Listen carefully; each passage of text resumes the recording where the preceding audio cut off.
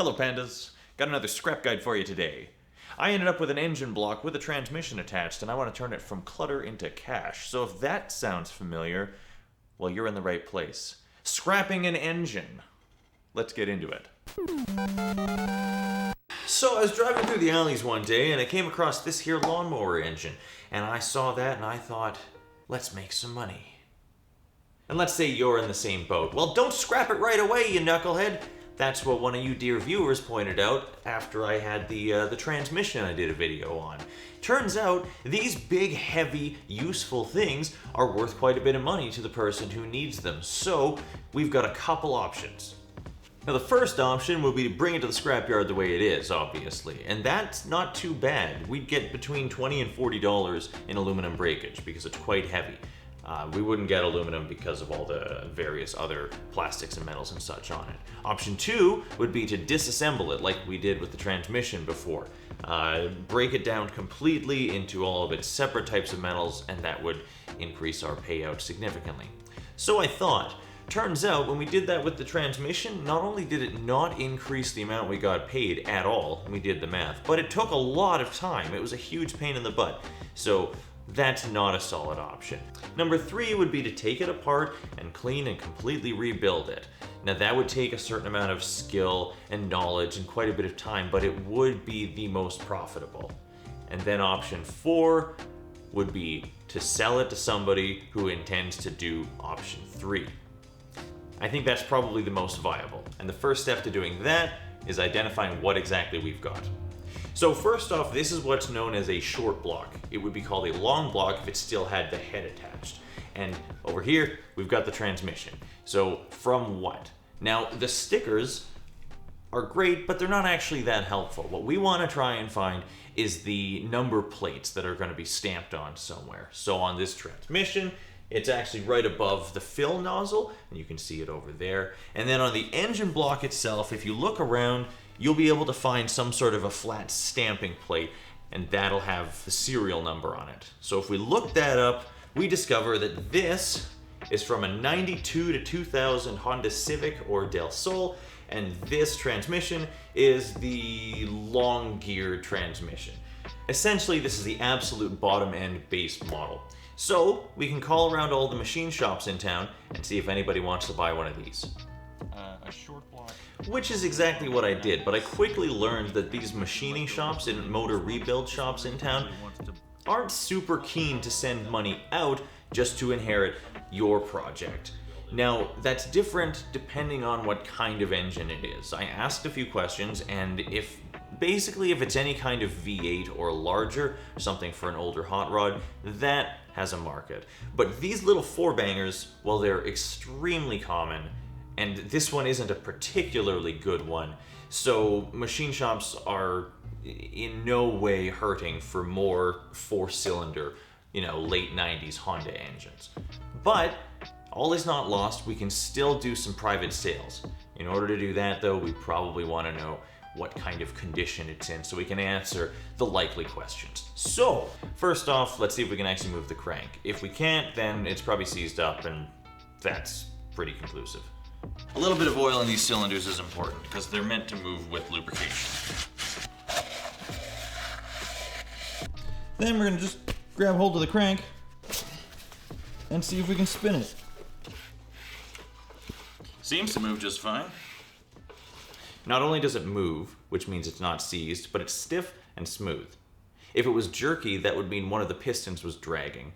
And if it was too easy, then that would mean that one of the seals was probably gone and it wouldn't have any compression. So this is actually not bad. And we also want to do a visual inspection of the cylinders to make sure there's no scoring or uneven wear.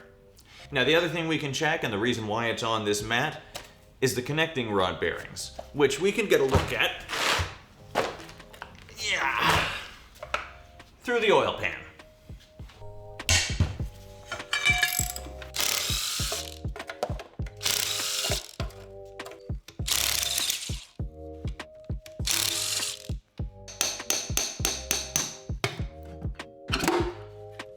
Now right off the bat, we can have a look in here and see if there's any gunky buildup or flakes or anything, and honestly, that looks pretty clean. That's really not bad. I don't see any metal shavings. I think this thing's all right. But these are what we wanted to see, the connecting rods. Those have a little bit of sideways play, which is what they should have, but they seem really stiff, which is good.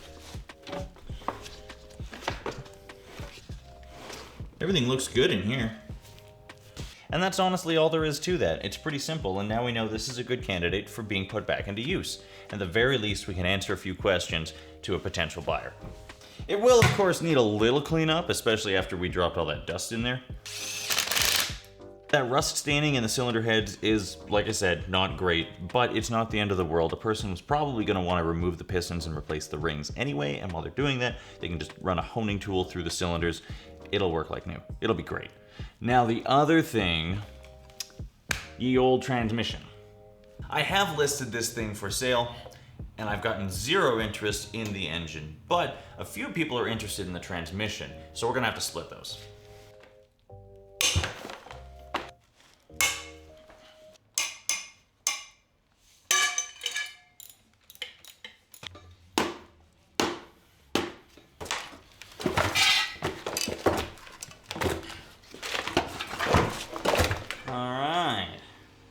Now we've got a starter, an engine block, and a manual transmission.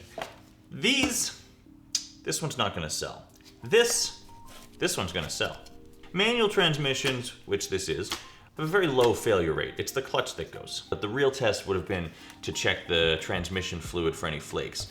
And we had a look and didn't see any flakes, but unfortunately the fluid was already gone, and that's where they would have been. So what we can do is fill it back up with fluid, and slosh it around and then drain it out and see if we find any, or we can split the bell and check all of the gears and synchros for any signs of wear. Either way, both of these are 150 bucks all day long at Pick and Pull. So this should be an easy sell for $100 on the secondhand market. I've actually already got somebody coming by to look at it. This, on the other hand, it's perfectly usable, but it does need some TLC, and someone's probably going to put in something better if they're going this far. And don't worry about all the dust in there, that's totally normal. It's clutch dust. This one's a little excessive. They were probably riding the clutch a lot, but the unit should be fine.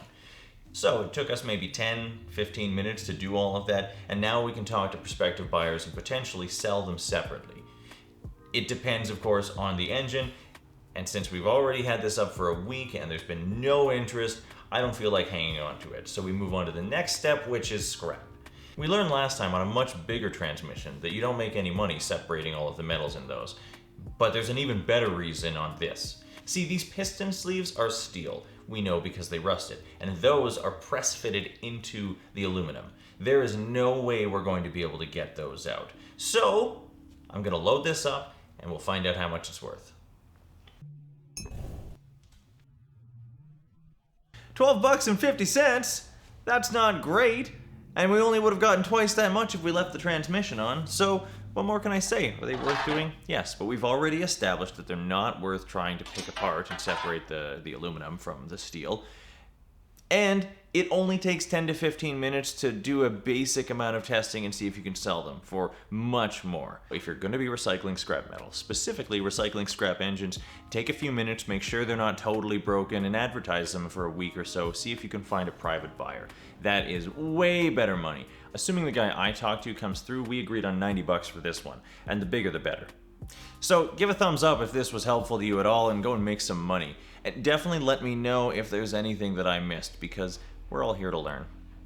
Thanks for hanging out on another scrap guide. Leave it better than you found it. Keep doing the thing.